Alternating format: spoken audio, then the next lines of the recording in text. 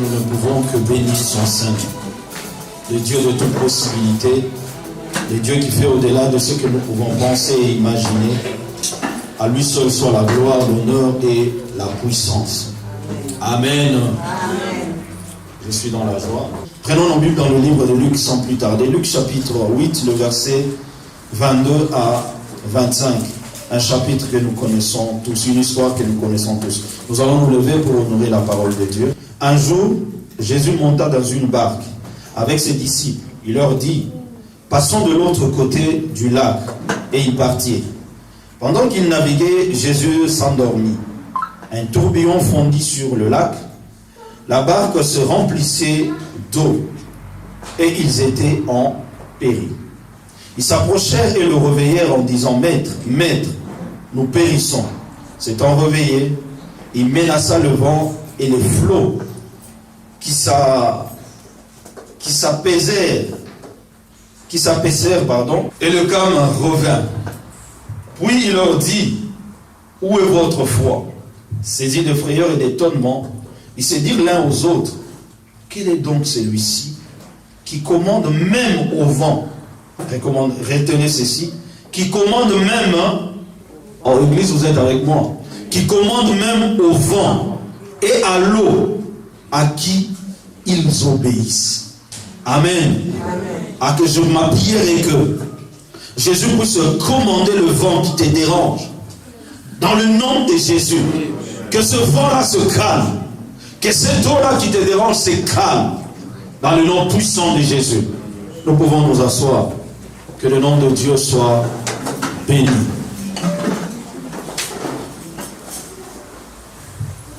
Comme nous l'avons annoncé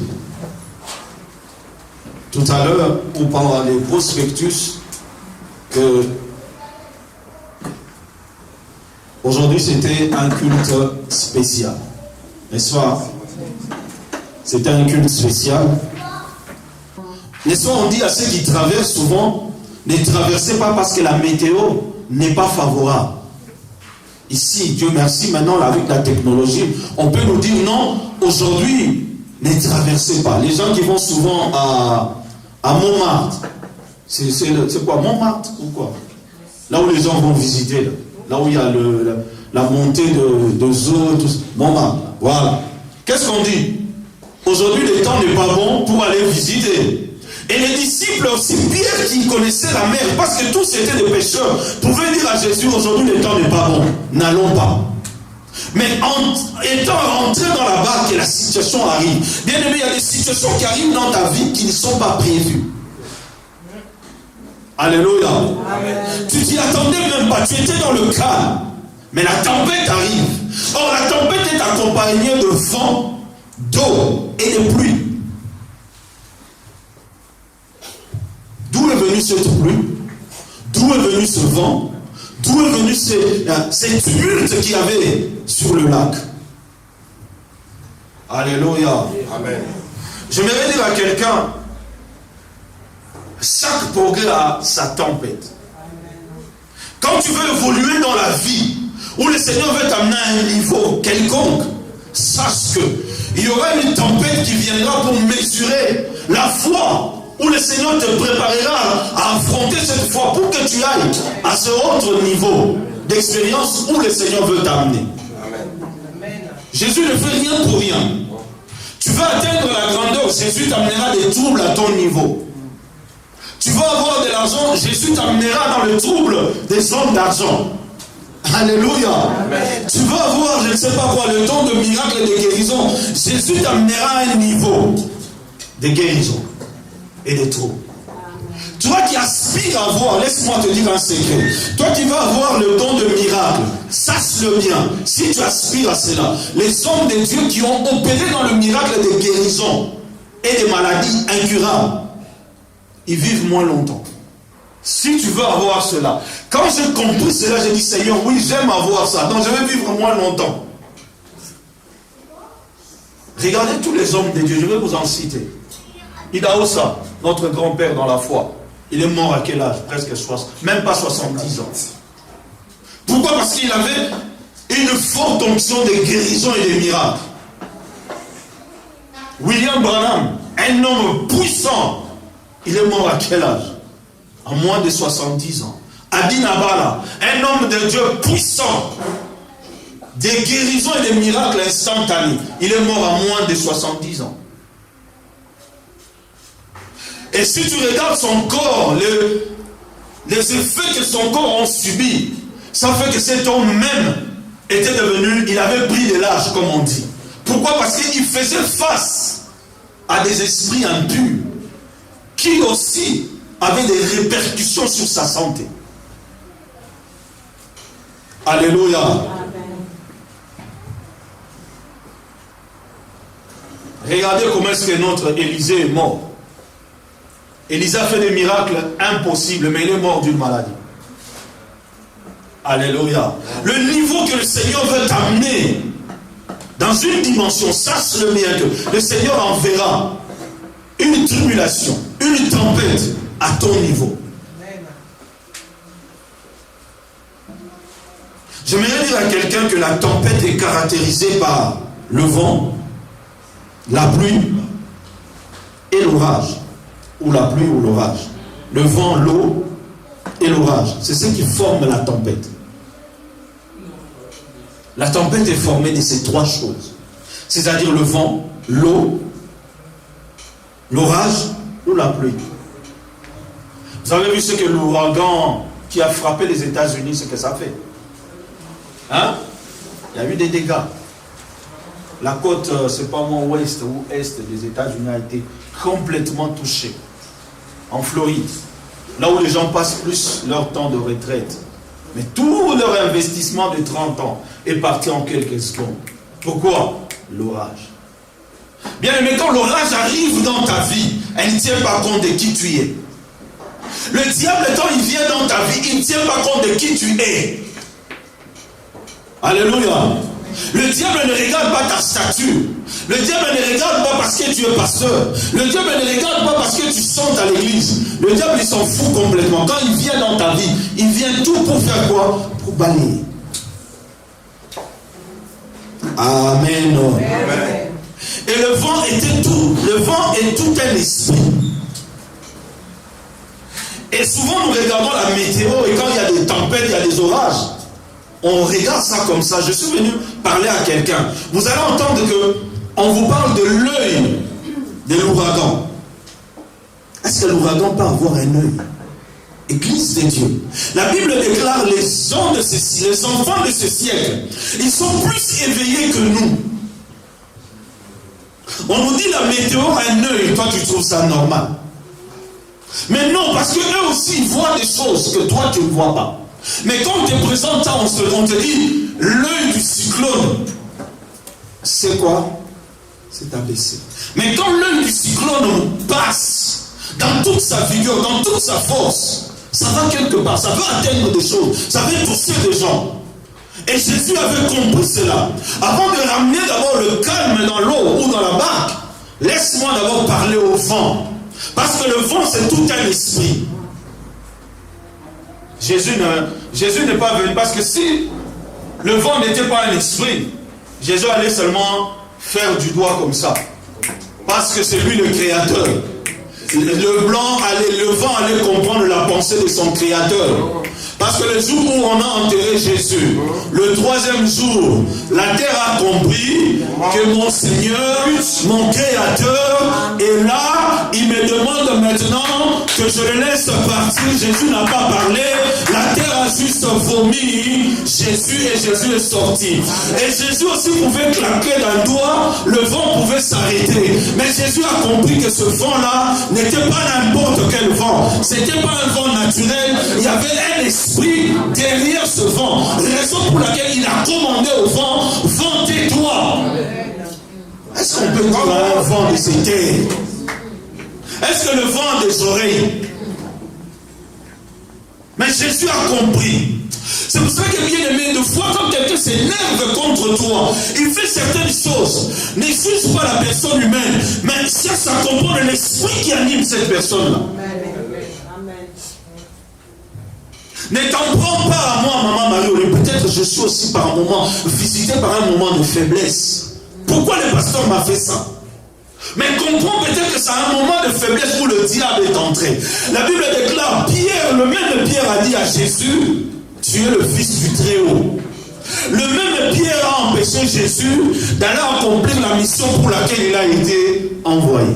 Même Pierre, même deux versions différentes. Et Jésus, pour le premier, il a dit à Pierre, ce n'est ni le sang ni le chair qui t'a révélé ces choses. C'est mon Père qui est dans les cieux. Il se tourne vers Pierre. Arrière de moi, Satan. Il a compris que ce n'était pas Pierre, mais c'était Satan. Il y a des tempêtes qui vont arriver dans ta vie. Comprends que ce n'est pas des tempêtes ordinaires. C'est le diable qui est derrière. Alléluia. Amen. Jésus a menacé le vent. Il a menacé le vent. Il a dit, vent, tais-toi. Il s'est retourné vers l'orage. Il a parlé aussi à l'orage, la pluie. Bien aimé, la pluie va t'empêcher de voir des choses. Vous savez, quand il pleut abondamment, tu n'as plus de visibilité. Même nous qui conduisons le conducteur, quand la pluie est tellement forte, à un moment donné, tu es obligé de t'égarer. Pour attendre quoi? Que la pluie baisse un peu pour que tu reprennes le chemin. Et quand la pluie arrive dans ta vie, tu n'as plus le temps de réfléchir. Tu n'as plus le temps de voir. Tu n'as plus le temps de te concentrer. Tu n'as plus le temps de rester sur l'essentiel et ce qui est vital. Tout ce que tu cherches, c'est faire quoi? Chasser l'eau. Et c'est ce que les disciples faisaient. Ils prenaient, je crois, un vase ou des vases pour essayer d'évacuer l'eau. Avec tout ce vent qu'il y avait, ils ne pouvaient pas finir avec ça. Parce que les vagues étaient de 6 mètres de hauteur. Mais une seule chose que j'aime dans tout ça, la bien-aimée, Jésus était là. Amen. Ce que tu peux traverser dans la vie, rassure-toi que Jésus est dans la barque. Rassure-toi que Jésus est à côté de toi. Rassure-toi que tu marches avec lui. Rassure-toi de sa présence. David a dit à Dieu, tu peux prendre tout ce qui est à moi quand David a péché, mais ne me prive pas de ton esprit. Alléluia. Dieu prend, ma maison prend, mes enfants prend, ma royauté prend, mais ton esprit ne me prive pas de cela. Parce que l'esprit de Dieu, c'est le seul esprit qui a fait la différence dans la vie de David. David a tué le lion avec l'esprit de Dieu.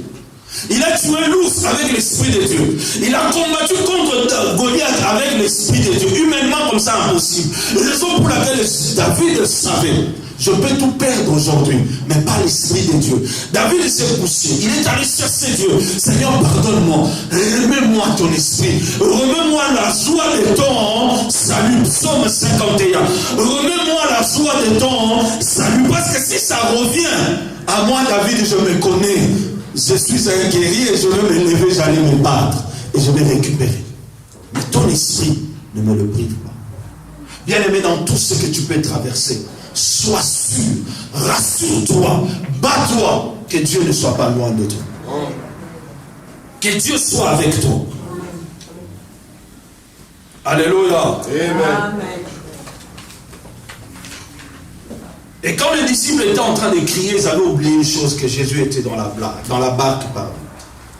Et Jésus avait compris, après avoir parlé au vent, après avoir parlé à la pluie ou à l'orage, Jésus ne tenait même pas compte de la plateforme sur laquelle ils étaient. Ils étaient sur quelle plateforme? Sur l'eau. Amen. Amen. Ils étaient sur quelle plateforme, Église de Dieu? Ils étaient sur l'eau. Et Jésus savait que pour que le calme revienne tout autour de nous, je dois commencer par faire deux choses. Parler au vent, parler à l'eau. Parler, à la pluie. Quand la pluie s'est calmée, toutes ces choses se sont calmées. L'eau aussi a retrouvé son calme. Et ma prière est que, quand ces choses arrivent et que tu as compris que c'est un esprit, bats-toi pour que cet esprit te laisse. En fait, que la plateforme sur laquelle tu te tiens. Quand je parle de la plateforme, je parle de ta maison. Je parle de ton travail. Je parle de ton foyer. Je parle de ta santé. Je parle de toutes ces choses qui sont vitales dans ta vie pour que ces choses se stabilisent. Papa Cyril a dit une chose ici. Quand tu as la paix, tu vis mieux que ceux qui ont des millions qui n'ont pas de paix. Il y a des gens qui ont l'argent mais qui n'ont pas la paix. ils sont souvent tourmentés. Ils ont souvent peur de marcher seuls, d'être seuls, de se retrouver seuls. Ils veulent toujours être avec du monde. Et quand ils dorment, ils se rassurent qu'on est en train de les surveiller. Les caméras sont là 24 sur 24. Il a juste un bouton à appuyer, la sécurité arrive. Mais toi et moi, parfois tu n'as pas mangé. Non pas parce qu'il n'y a pas à manger, parce que tu t'es privé de manger à cause d'un programme de prière que tu as. Et quand tu dors à l'aise. Alléluia. Amen. À l'église de Dieu, je suis venu parler à quelqu'un. Je suis venu parler à quelqu'un. Durant ce moment de trouble, Jésus a posé une question aux disciples. Où est votre foi? La foi de Jésus s'est démontrée par sa position qu'il avait dans la barque. Alors que la barque était dans le trouble, Jésus dormait. Bien aimé, la preuve d'une personne qui a la foi, quand il y a les troubles, lui il dort. Ça veut dire quoi? C'est-à-dire quand il y a des troubles, lui il a confiance en Dieu. Parce que Jésus aussi pouvait se réveiller pour demander qu'est-ce qui se passe. Pourquoi il y a tous ces tumultes? Pourquoi il y a tous ces troubles? Mais au lieu de se troubler comme les disciples, lui il faisait quoi? Il dormait. D'autres versions disent, il s'est assoupli. Donc cet assouplissement était dû peut-être à une dure journée. Il avait beaucoup travaillé. Et dans la barque, il a pris son temps. C'est-à-dire il s'est vraiment allongé, je vais un peu m'assouplir. N'est-ce pas, hein? Quand quelqu'un dit il veut s'assouplir, c'est-à-dire je me détends. Donc dans le trouble, Jésus était détendu. Je voudrais dire à quelqu'un, même dans le trouble, aie confiance en Dieu, il te donnera la capacité de t'assouplir. C'est la preuve de foi. Église de Dieu, ma prière est que Dieu nous amène à ce niveau de foi. Même quand l'eau est agitée, même quand le vent est là, tu dis Seigneur, je veux m'assouplir. J'ai discuté avec maman Marie Olive en texto, elle m'a fait des pics.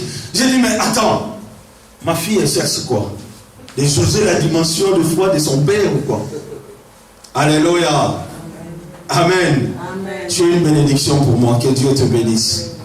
Alléluia. Amen. Et quand elle a dit ça, j'ai appelé son mari, j'ai dit, waouh, excuse-moi de le dire publiquement, mais mon frère Cyril, t'as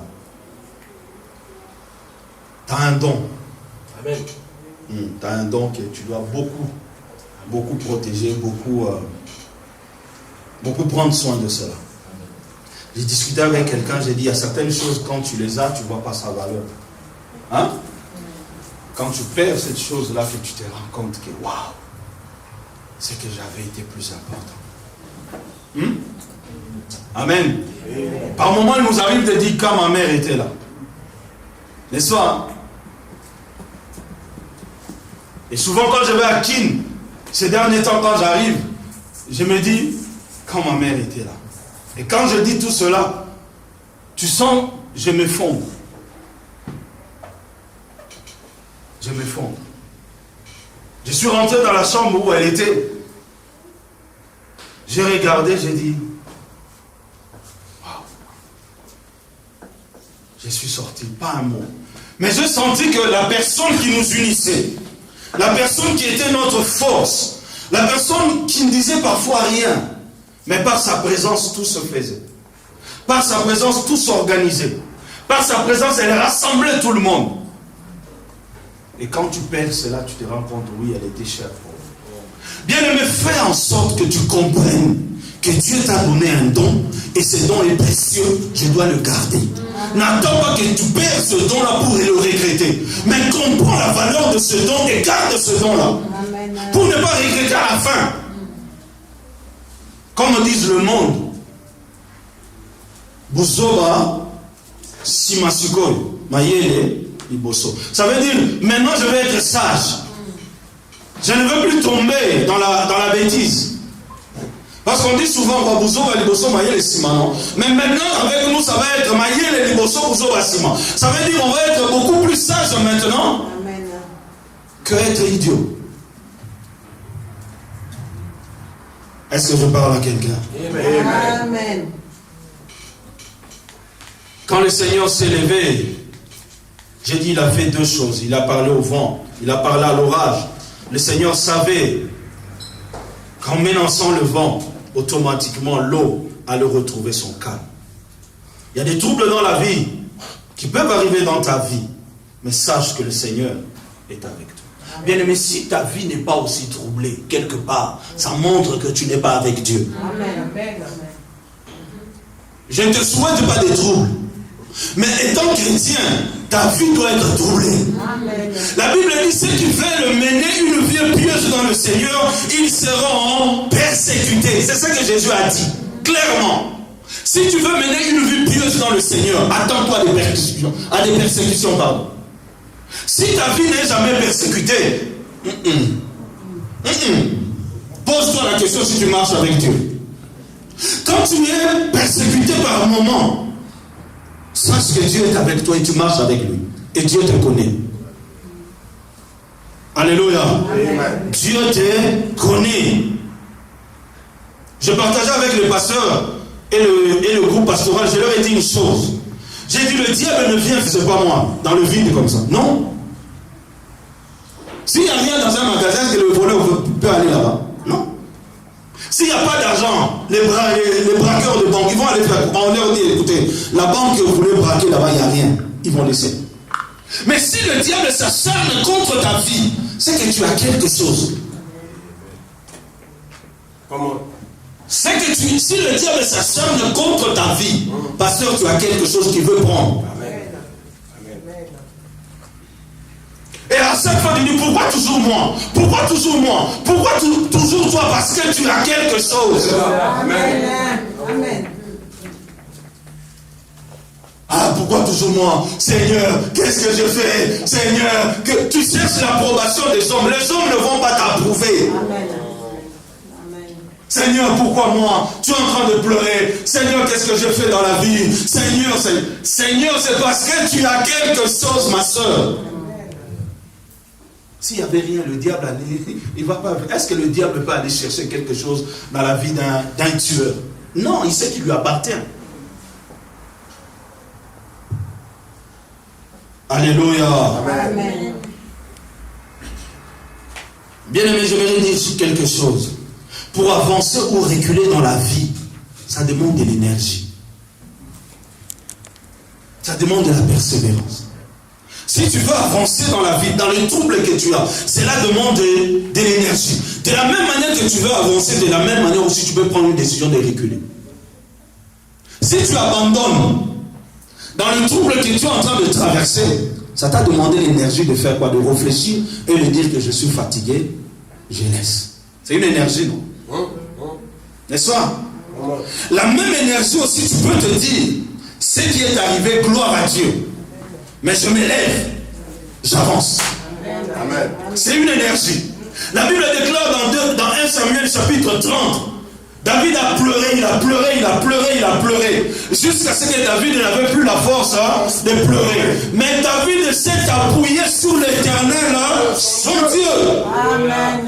Ça demandait quoi? De l'énergie. Et quand il pleurait, ça demandait de l'énergie. C'est la façon dont toi tu te comportes par rapport à la situation qui va déterminer ce que tu seras ou ce que tu feras après. Parce que les hommes de David étaient prêts à le lapider. Si David avait pris la résolution de rester toujours pleurer, David connaissait ces hommes, il y avait plus fort que lui. La seule différence, David avait l'onction. Son neveu Joab était puissant, plus que David. Mais la seule différence qu'il y avait avec lui et David, c'est l'onction. Mais ces hommes se sont levés. Ah, on va finir avec David. Mais quand ils ont vu leur responsable s'élever, ah, je m'élève, je vais m'appuyer. Amenez-moi les fautes. Amenez-moi tout ce qui contribue à ce que je cherche la face de Dieu. Et quand David a cherché la face de Dieu, la Bible déclare, David s'est levé.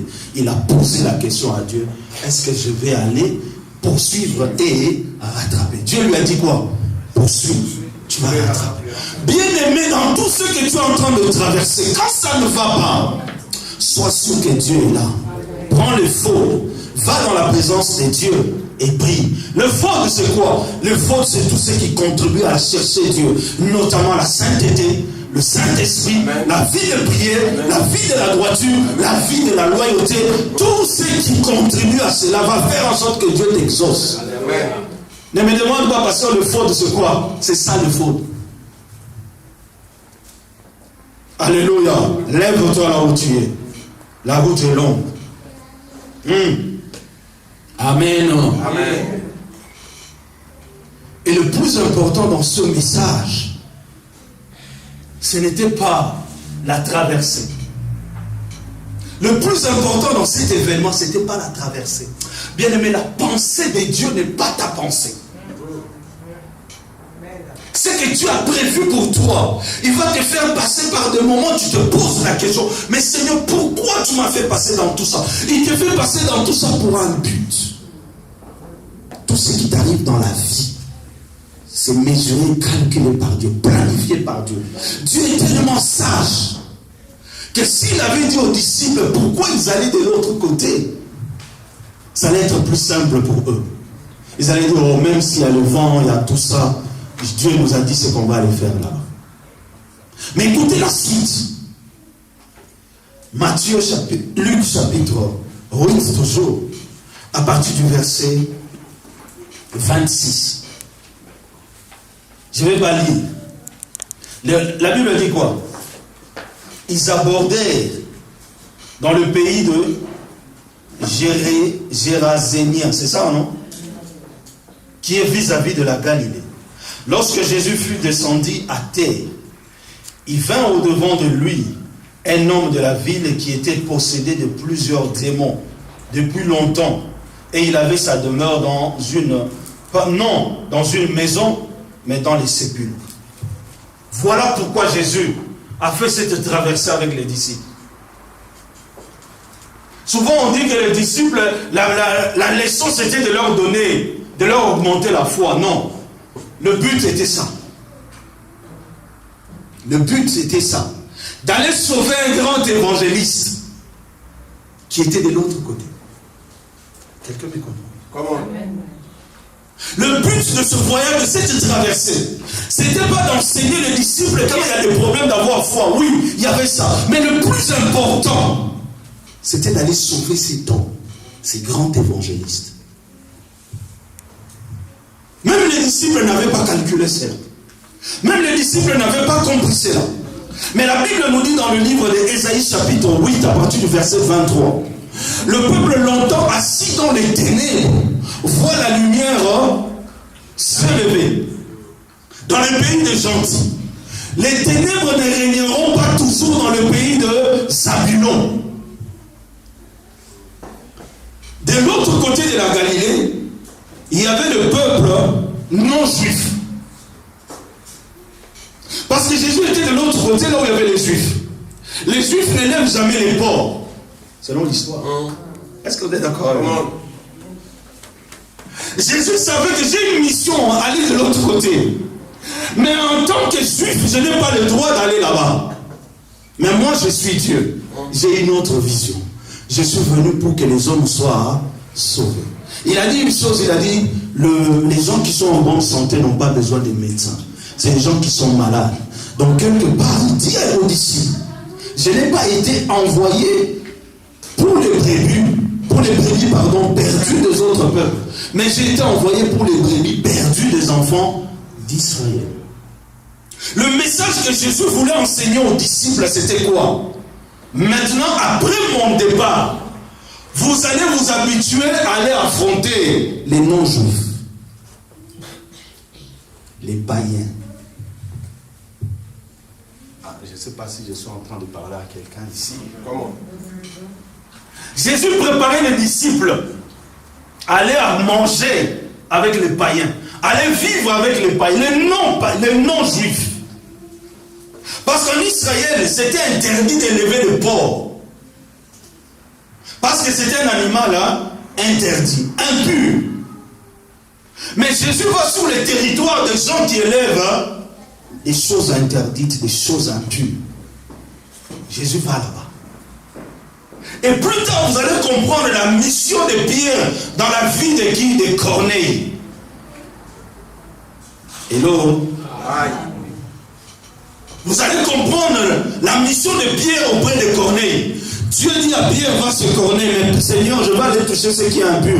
Corneille et moi, il n'y a pas de lien.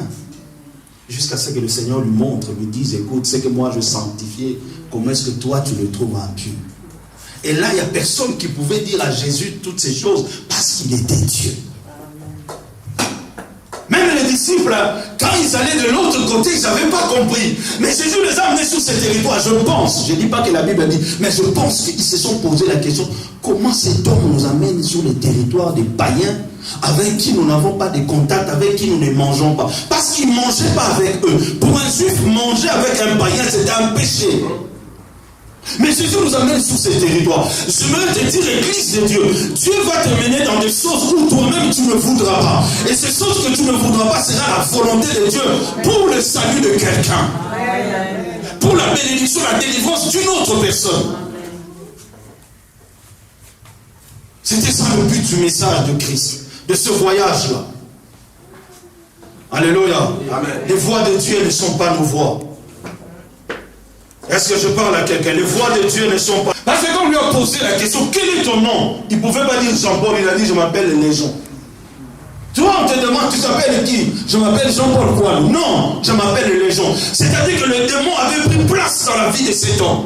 Les démons avaient manifesté leur présence dans la vie de cet homme-là. Donc l'identité de cet homme était démon. Parce que la Bible déclare qu'ils ne vivaient plus là où vivaient les hommes. Ils vivaient dans des cimetières, dans des tombeaux. Pourquoi? Parce que les démons trouvaient leur plaisir dans ces lieux-là. Parce qu'un homme normal ne peut pas vivre dans le cimetière, ni dans le tombeau. On dit on les serrait avec les chaînes, mais ils les rompaient. Est-ce qu'un homme peut rompre les chaînes par sa force? Non. Et quand Jésus descend, la première des choses que cet homme fait, il vient vers Jésus. Fils de Dieu, qu'y a-t-il entre toi et moi? Il a reconnu la divinité de Dieu, la divinité de Jésus, l'identité de Jésus. Bien-aimé, le diable te connaît. J'aimerais dire à quelqu'un, le diable te connaît. Oh, quand tu marches, sache que tu as la marque de Dieu. Amen. Et les gens qui ont plus de Dieu que toi voient que tu as la marque de Dieu. Raison pour laquelle ils s'acharnent contre toi. Et quand cet homme est arrivé, il a dit à Jésus, qu'y a-t-il entre nous et toi, fils de Dieu?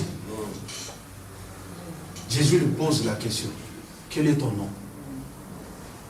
Au lieu que Jésus lui réponde, non, je suis venu pour que vous puissiez partir. Jésus a compris, ce n'était pas cet homme qui parlait, il y avait un esprit. Raison, j'insiste, quand tu me vois, maman Marie-Olive, de fois, à une situation, comprends-moi aussi. Dis peut-être que ce n'est pas le pasteur qui a parlé. Il a été visité par quelque chose. Connaissant mon frère Cyril, il ne peut pas me parler comme ça. Hein?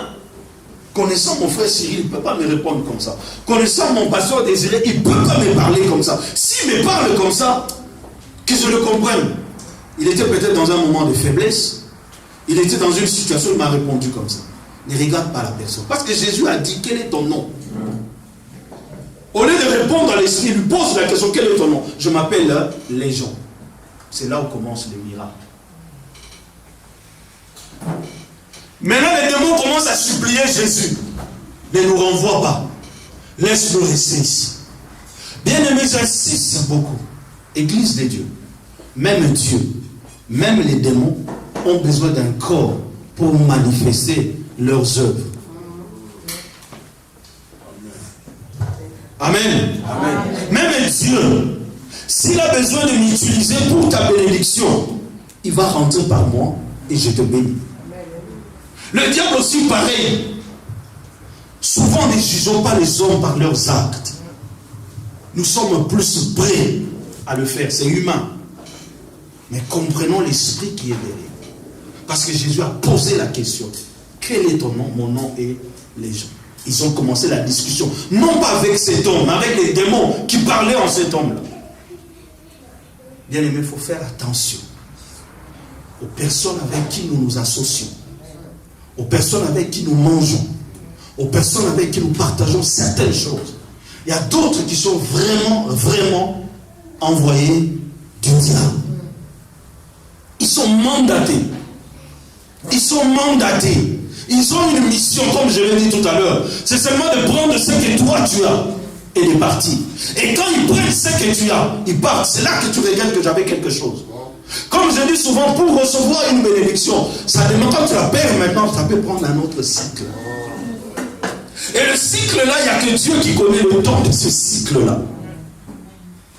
Ça peut faire un jour, un mois, un an, 2 ans, 3 ans, 5 ans, 10 ans, pour que tu retrouves ce que Dieu avait prévu pour toi le lendemain. Parce que tu as ouvert une porte.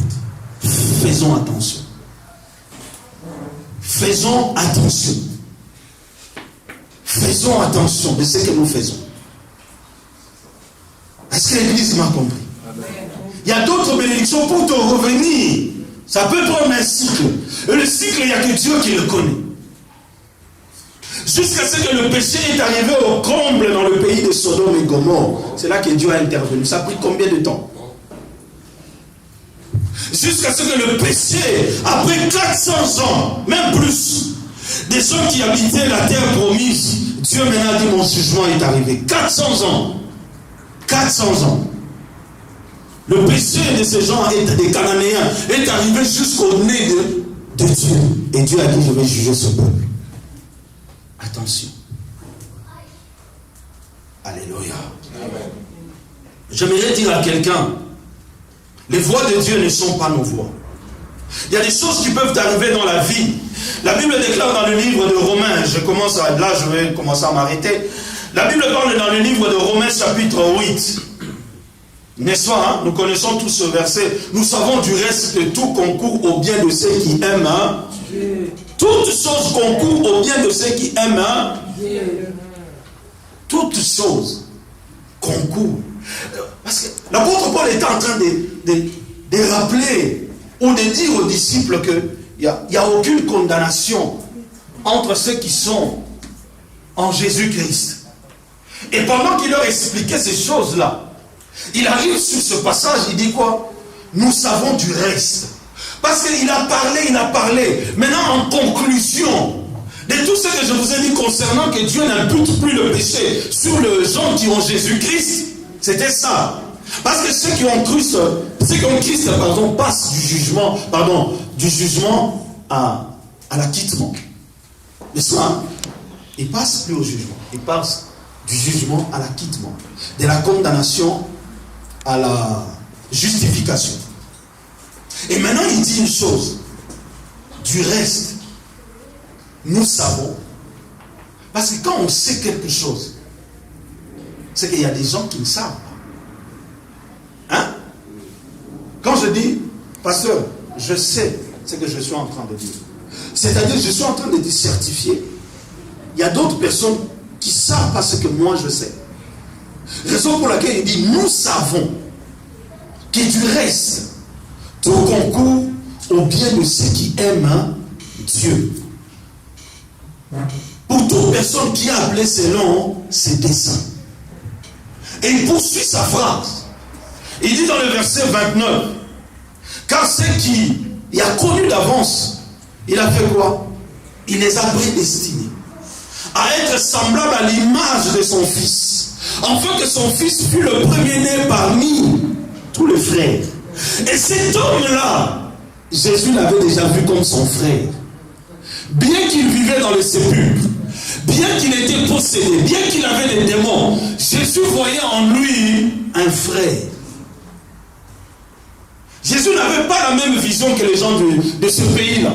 Ces gens de ce pays-là a regardé cet homme comme un homme fini, comme un homme déclassé, maudit de la société, banni de la société, parce qu'il vivait dans des cimetières. Mais Jésus avait vu en lui un évangéliste, un frère, pour qu'il soit le premier-né parmi plusieurs frères. Et la Bible déclare ceux qu'il a connus, il les a fait quoi? Il les a prédestinés. Et ceux qu'il a prédestinés, il les a appelés. Et ceux qu'il a appelés, il les a justifiés. Et ceux qu'il a justifiés, il les a glorifiés. Et quand il est arrivé dans la vie de cet homme, il a dit, toi tu as été prédestiné pour être un évangéliste. Je vais commencer d'abord à traiter ce problème. Vous démons, sortez. Les démons maintenant ont prié Jésus. Bien aimé, j'insiste, nous sommes dans un mois de prière. Même les démons prient. Même les démons supplient. Jésus a exaucé la prière des démons. Lisez bien la Bible. Ils ont supplié, Seigneur, ne nous chasse pas hors du pays. Permets-nous d'aller même dans ces pourceaux. Ils ont prié, ils ont supplié. Bien aimé, si un démon peut supplier, et Dieu écoute, et toi fils de Dieu, et toi fille de Dieu. Amen. Jésus a exaucé la prière des démons. Vous voulez quoi? Allez dans ce pourceau, je vous le permets, allez-y. Ils sont rentrés là-bas. Et cet homme est devenu normal. La Bible déclare, par là, j'aimerais dire, ce qui t'arrive aujourd'hui, c'est pour le salut de quelqu'un d'autre. Ce que tu traverses maintenant, c'est pour le salut de quelqu'un d'autre. Les troubles que je suis en train de passer, les troubles que tu es en train de passer, les troubles que tu peux rencontrer dans ta vie, c'est pour le bien-être de quelqu'un d'autre. C'était pour que cet homme soit sauvé. Et la Bible déclare, bien-aimé, ton trouble à toi, c'est pour le bon sens de quelqu'un. On a retrouvé cet homme vêtu, assis dans son bon sens. J'aimerais dire à quelqu'un, ce qui t'arrive, c'est pour le salut de quelqu'un, c'est pour le bon sens de quelqu'un, c'est pour que quelqu'un qui était nu soit revêtu. Amen. Amen. Amen. Pourquoi je vis ça? Tu vis ça peut-être pour moi. Pourquoi je traverse ça? Tu traverses ça peut-être pour Jessie. Tu ne sais pas. Maman Marie, tu ne sais pas. Pourquoi je vis toutes ces choses? C'est pour que Jessie soit bien. Raison pour laquelle Dieu veut te troubler toi pour qu'elle soit bien. Jésus a voulu troubler les disciples pour le salut de quelqu'un d'autre, pour le bon sens de quelqu'un d'autre. La Bible déclare, les gens de ce pays sont venus, ils ont trouvé cet homme-là vêtu, assis dans son bon sens. Ce qu'il ne faisait plus. Bien aimé, ma prière est que Dieu t'amène dans ce trouble-là pour que moi je sois béni. Pour que moi je sois béni. Pendant que toi tu es secoué, moi je vais être béni. Pendant que toi tu perds le sens, moi je retrouve le sens. Pendant que Dieu t'enlève les vêtements, Dieu m'habille. Dieu te dépouille pour m'habiller. Alléluia. C'est le but de ce voyage, de cette traversée. Parce que ces gens-là sont venus, ils ont dit non, nous n'avons jamais vu telle chose, telle personne, nous l'avons jamais vue. Et quand vous regardez bien, la Bible déclare, après cela, cet homme s'est approché de Jésus pour rester à côté de Jésus. Jésus lui a dit non, ne reste pas à côté de moi. Vous allez être d'accord avec moi, toutes les personnes sur qui Jésus faisait un miracle, il leur disait gardez ça pour vous. Gardez silence. Mais concernant ces messieurs, il lui a dit quoi? Va, rentre dans ta maison, va publier tous ces bienfaits que le Seigneur a fait pour toi. Un évangéliste qui est allé publier. Parce qu'il était témoin oculaire de sa propre vie. Il était un témoin efficace. Écoutez-moi, j'étais possédé par les démons. J'ai dormi dans les cimetières. J'ai rompé des chaînes. J'ai rencontré un homme qui s'appelle Jésus. Il m'a libéré, il m'a délivré, j'ai retrouvé mes sens. Maintenant, je viens parler de lui. Donnez votre vie à Jésus. Pourquoi il était lui-même un propre témoignage efficace. Un évangéliste. Dans la Décapole, il est allé évangéliser. Dans la terre des non-juifs, Jésus avait déjà étendu son ministère, l'influence de son ministère. Jésus avait déjà précédé les disciples. Ce n'est pas Pierre qui est allé en premier chez Corneille, mais Jésus lui-même. Jésus lui-même est allé chez les païens. Ce n'est pas Paul qui est allé en premier. Jésus a dit, moi-même, je vais vous précéder. Jésus a précédé toutes choses, il est Dieu. Quand j'ai lu ce passage, j'ai compris, j'ai dit, waouh, Dieu reste Dieu. Ce que Paul est venu faire à pied, après, ce que Pierre est venu faire après, Jésus lui-même l'avait déjà fait. Par le biais de cet homme. Et pour terminer, Jésus avait étendu son ministère de l'autre côté. Son ministère était de l'autre côté. Il avait un témoin. Il avait quelqu'un qui pouvait parler de lui. Cet homme s'appelait, je ne sais même pas, il n'y a même pas de nom. Le fou des gars. On l'appelle même, malgré qu'il soit guéri, jusqu'aujourd'hui on l'appelle le fou. Mais un fou qui a parlé de Jésus. Raison pour laquelle il y a d'autres personnes qui chantent. Laisse-moi être fou de Jésus. Que le Seigneur vous. Alléluia.